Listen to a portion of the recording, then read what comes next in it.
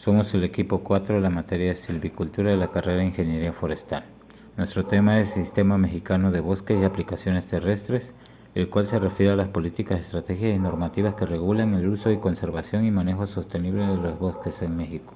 Un país con una rica diversidad de ecosistemas forestales.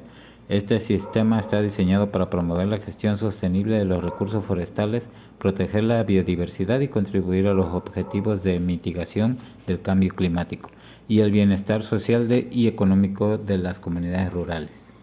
México es uno de los países más biodiversos del mundo y alberga una gran variedad de ecosistemas forestales que incluyen bosques templados, selvas tropicales y zonas áridas.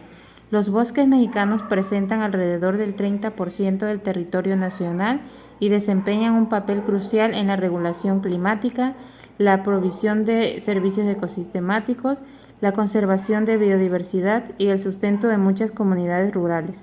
Las principales instituciones involucradas en la gestión forestal son: Semarnat, coordina las políticas ambientales del país, CONAFOR, es la encargada de implementar las políticas forestales y de otorgar recursos y asistencia técnica para la conservación y manejo sostenible. INEGI, Realiza la recopilación de datos sobre el estado y el uso de recursos forestales.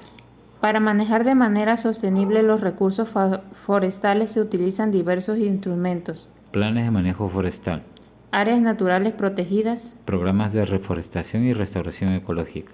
manejo sostenible de los bosques, Esto con el uso responsable diversificación de usos, y los servicios ambientales.